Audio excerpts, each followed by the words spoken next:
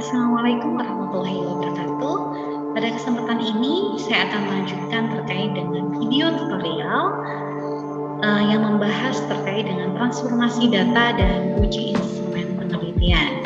Di mana pada video sebelumnya kita membahas terkait bagaimana cara membuat kuesioner. Dari kuesioner tersebut kita memperoleh data, kemudian kita tabulasi datanya. Namun data yang kita peroleh adalah data ordinal.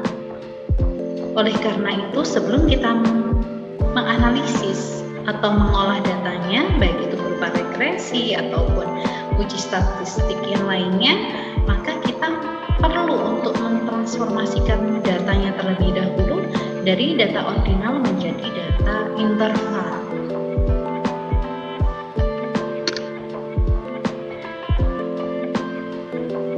Mengapa data ordinal itu harus diubah dalam bentuk interval? Yang pertama yaitu data yang kita peroleh dari kuesioner, yaitu data ordinal yang tentunya data ini adalah data kualitatif atau yang bukan angka sebenarnya. Kemudian dalam prosedur statistik, khususnya statistik parametrik seperti kita melakukan regresi, korelasi persen, uji T, dan lain sebagainya, itu mengharuskan data yang berskala interval. Oleh karena itu, kita harus mengubah datanya dari ordinal dalam bentuk interval dengan metode MSI atau Method of Successive Interval. Baik, mari kita akan praktek metode MSI ini menggunakan Microsoft Excel. Ini misalnya data yang sudah kita peroleh dari kuesioner, misalnya ada 5 skala begitu ya. Kemudian tahapan yang kita persiapkan sebelumnya yaitu mendownload MSI ini. Jadi kalau di Atkins ini mungkin di laptop kalian masing-masing atau di Excel kalian masing-masing itu belum ada tombol statistik ini. Jadi kita perlu untuk mendownload terlebih dahulu MSI ini. Nanti untuk link downloadnya akan saya tautkan di deskripsi. Kemudian kalian tinggal diekstrak begitu. Setelah diekstrak, kemudian kalian klik yang icon Microsoft Excel. Nah, setelah itu nanti kalian lihat di Excel kalian apakah sudah ada tulisan statistik ini. Nah, baik. Selanjutnya yaitu setelah kita tabulasi dari data kuesioner yang ada seperti ini, kemudian kita lakukan perubahan datanya.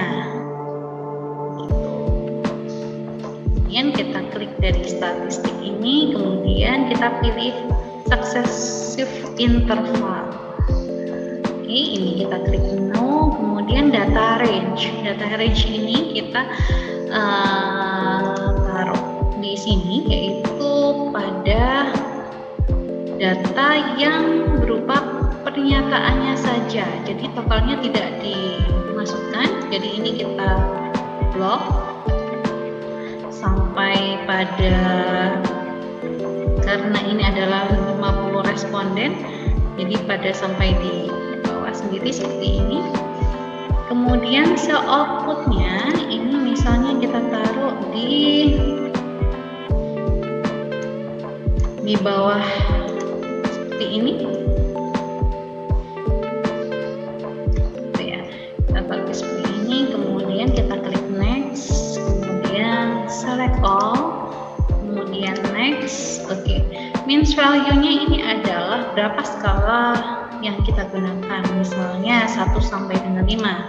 Otomatis next-nya ini kita ganti dengan 5. Kemudian kita klik next dan finish. Nah, ini adalah data interval yang sudah kita peroleh setelah kita ubah dari data ordinal. Kemudian jangan lupa kita tuliskan di sini totalnya. Kita klik di di sini total X1, kemudian tinggal kita jumlahkan menggunakan rumus summary.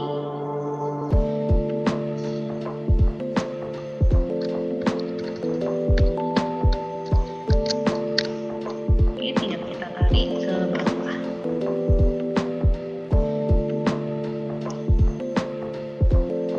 Oke, untuk data-data yang lain silakan bisa kalian coba dengan caranya juga tetap sama ya, seperti itu. Tinggal klik statistik, kemudian kalian klik interval, kemudian caranya berulang seperti yang tadi. Kemudian setelah kita peroleh datanya berupa interval ini, maka kita bisa melakukan uji. Kita bisa melakukan uji validitas dan reliabilitas setelah data kita rubah dari data ordinal menuju data interval. Dan, uji yang pertama yaitu uji validitas, di mana uji ini bertujuan untuk menguji kevaliditan angket kuesioner yang akan digunakan peneliti dalam mengukur dan memperoleh data penelitian.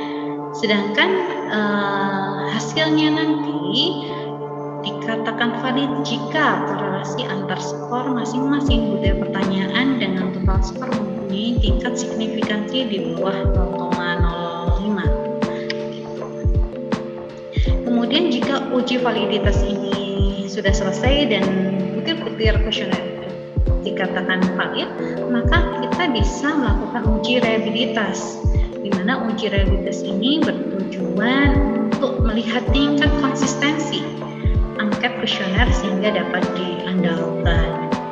Gitu ya. Kemudian untuk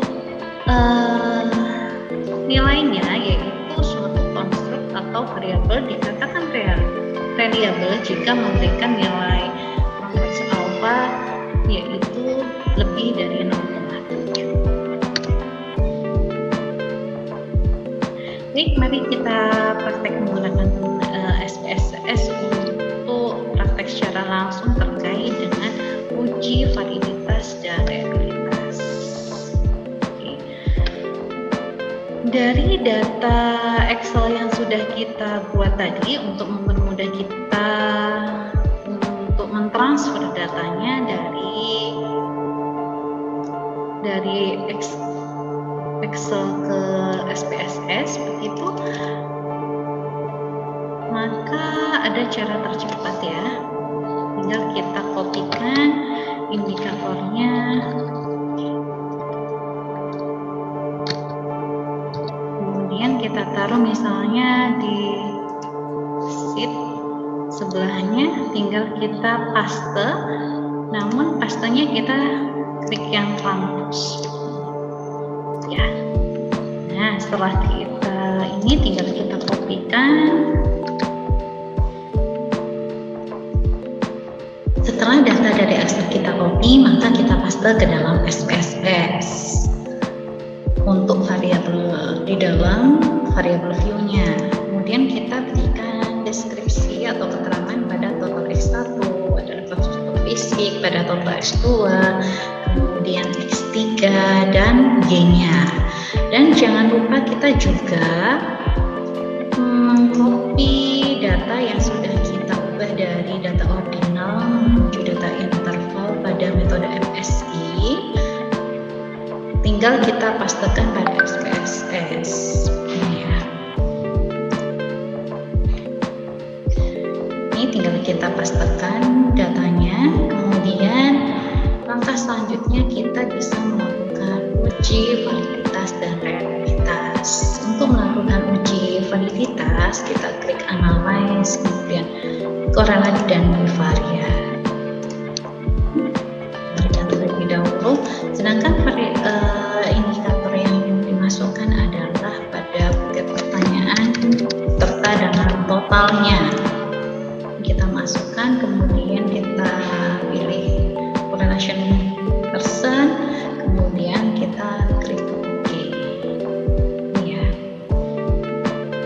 Nah, di sini tinggal untuk uji reliabilitas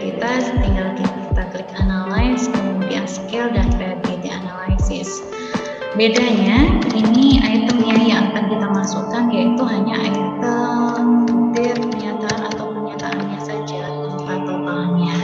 Kemudian kita klik OK. Nah, ini hasilnya.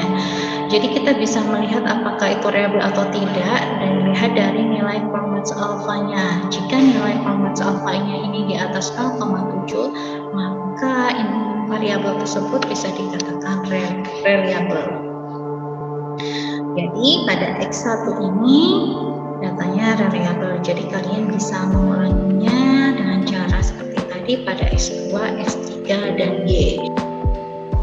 Oke, terima kasih sudah melihat video ini. Nah, setelah kita melakukan uji validitas dan reliabilitas, maka selanjutnya kita bisa melakukan uji statistik sesuai dengan alat analisis yang kita gunakan. Wassalamualaikum warahmatullahi wabarakatuh.